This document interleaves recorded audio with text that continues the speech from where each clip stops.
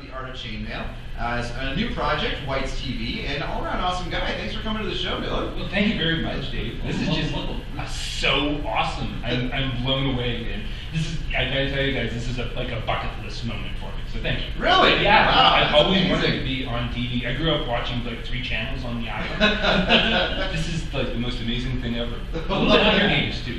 We modeled the show after the Hunger Games. You don't want to know what happens after the segment. I'm glad I brought the chainmail. Well, Dylon, talking about your intro, obviously you are very into chainmail. You brought some great pieces with you here. What got you started in this passion?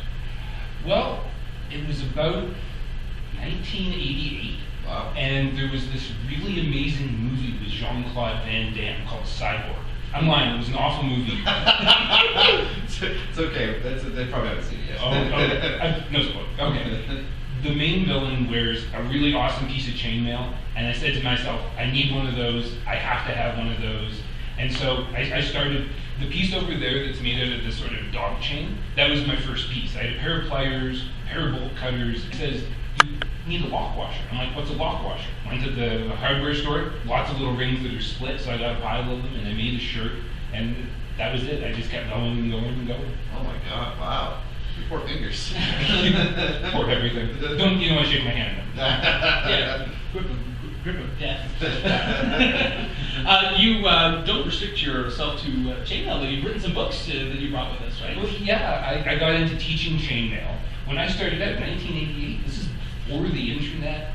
Everything on the island was long-distance phone calls. There wasn't even bulletin boards. So finding information was tough. I actually found my very first book on armoring from a comic book. It was Groove the Wanderer, Sergio Aragonese. Somebody had written into the book talking about what piece of armor they thought Groove wore from this completely improbably titled book called A Construction, Decoration, and Use of Arms and Armors in All Places and All Times, together with a few closely related subjects. What a mouthful. Wow, what a read. The most amazing book ever, about 99% wrong, about everything in the world. I did have a little section of chainmail that was right. I found out what I was doing was a Japanese pattern that I got starting off with. I wanted to get into European patterns. This is sort of like one of the first ones I got into, lock washers. Okay, yeah. Oh, wow, yeah. Look at that. You have a lot of great pieces here, and you obviously must have created a variety. Even behind us, we have this beautiful shirt, amazing point on top. What is your favorite piece you've worked on? I thought about this for quite a bit, and it's like I've done so many neat things. The one back there took me almost 8 months to put together. I made a shirt once that weighed over 100 pounds. It was just nothing you wanted to wear. But the thing that I'm really most proud of is the one that I'm wearing, my chainmail print T-shirt. Unexpected answer for that.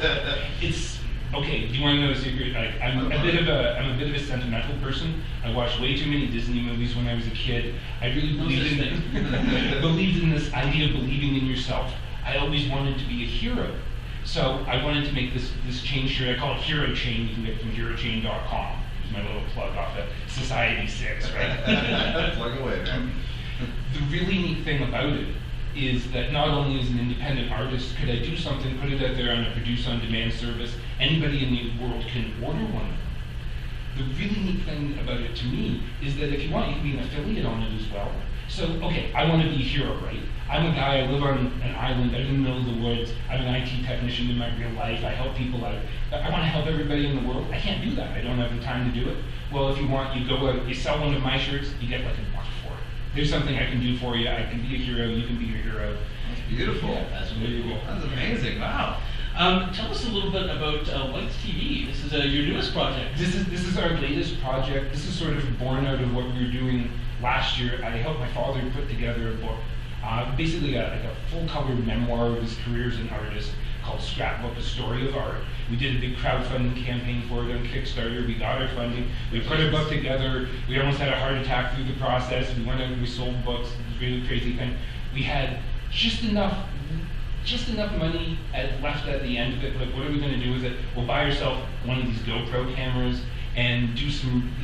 We wanted to be modern artists. We wanted to show what it was like to be an artist, to be doing the things that we do, to like, what's it look like to make chainmail? Well, I'll put the camera on my chest and I'll make chainmail. That sort of thing. I was going to bring it tonight to, this is what it's like to be on TV as a chainmail artist. I remembered my battery and not my camera. But you brought all the important stuff. Yeah, That's the important at the end stuff, of the day, all these really cool pieces. Well, you want to tell us a little bit about what you brought? Oh yeah, sure. Let's see. I got all sorts of stuff.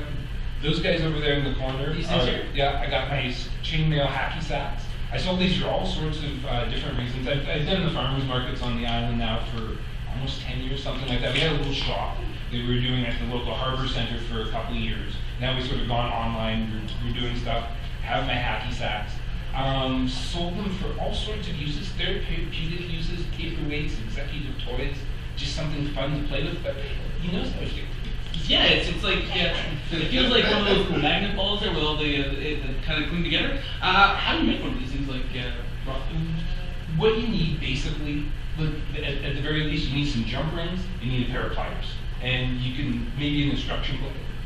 But Maybe the art of chainmail. Maybe the art of chainmail would help. Available online. Available online. Artofchainmail.com is my website. We just spent 2 months making sure that the website was ready for the new generation of responsive site designs. Oh, right, yeah. Somebody said that 80% of users are on heavens. I'm like a old school, what did they call it? PC master race. I'm addicted to Photoshop and 3D programs and all the stuff I need, right? Mm-hmm. But people aren't using devices, so you gotta make sure your website's compatible. So I have a brand new website that's compatible. You can go on, you can look at the art of chainmail. I got some resources on there. You can learn about it.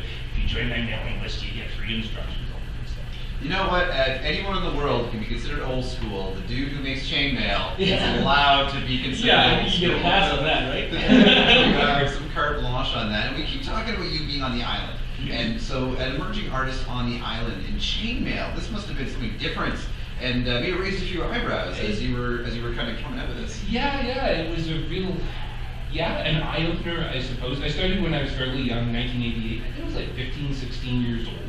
So it's like, there's this young guy and he's making chainmail. One of my first pieces ended up at the local museum, and that was really cool. I even did an interview on the CBC radio. That was as far as I'd gotten. Before I said, this is the bucket list. I made it to television. It's better than the radio. You can see my face. Oh my goodness, the camera just cracked. You heard it here first. Yeah.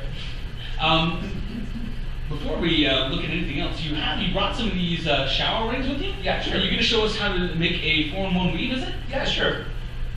What's the process? Okay, so what's the process? This is my little story. Okay, chainmail itself is a really interesting word. It consists of 2 different words. Chain, which means putting a series of links together, and mail, which basically means the same thing in French. So technically it's chain, or mail. Right. So the idea, Yeah. there you go. So what you got to do is you got to start off by making a chain. We'll start off with just a chain of links. Now, when you put them together like this, it's actually called a cable. And if you were casting on for knitting or you're doing crocheting, it'd be the same thing, making a cable. Let's hold that up. Yeah. Camera see there. Okay, so we start off like this, and there's your plain old cable chain. That's the one link into one link. It's the basis you can get for a chain. You know the old saying, your chain is only as strong as its weakest link. And in this case, the shower curtains, so yeah. Don't bet your life on it. Yeah. Okay. So the really neat thing about this pattern is if you twist it, it does something sort of interesting. The links start to line up. Okay. They fold over like this.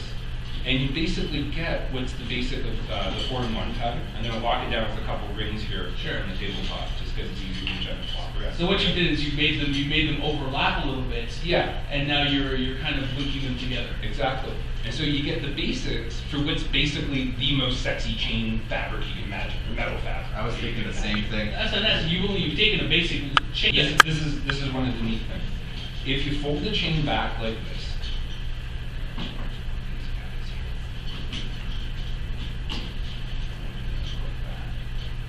It actually would all magic. I feel Yeah. like if you're on a magic show, this is so cool. I usually don't get to be a magician. This is awesome. Well, this Now is- I'm fumbling my rings because I'm so. Don't worry about it. I've tried to do this at home before, and I've never been successful in chainmail. So I think I need some hands-on experience. There you go. Well, you can't get more hands on than this. Yeah. Okay, so you add a couple more links like that, and you get the basics of what's called a box link chain. Okay. And it's you might see that in something like the SCA or AmpGuard or something that's like a Yeah. Squire's chain.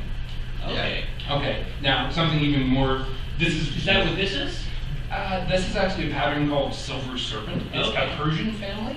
Persian's related to the European, but you sort of got to take this and invert it. Okay. Basically where it comes from. So it's a related. Yeah, they're all related. So you put on a couple more links like this, and you put on a couple more links like this, and basically what you're doing is you're adding a cable to your box link. And then when you invert that, you get the last of your really classic chains, which is called a Byzantine pattern. Okay. And as far as I know, and I don't know anything, but as far as I know, this is indeed one of the oldest patterns. It may go back as far as ancient Egypt. Wow, that's really awesome. You know, maybe it is bird's nest, also fool's trap. Nice. And you've got all this written down in your Art of Chainmail. It's in my Art of Chainmail. Yeah. So guys, if you want to take a look at all of these different weaves and how to do them, you can pick up this book. And what's your website again? Artofchainmail.com. Artofchainmail.com, so go online and take a look. Guys, we're going to have a break, but coming up we're going to take a look at some comics that we're looking forward to, Free Comic Book Day. And what's coming up next week on our show, we're going to the Northern Ontario Expo, so stay with us. Ready? Camera 3. Welcome back to Talk Nerdy. With us is Dylon Whyte, chainmail artist extraordinaire, longtime fan of. Start this again. Sorry, we're gonna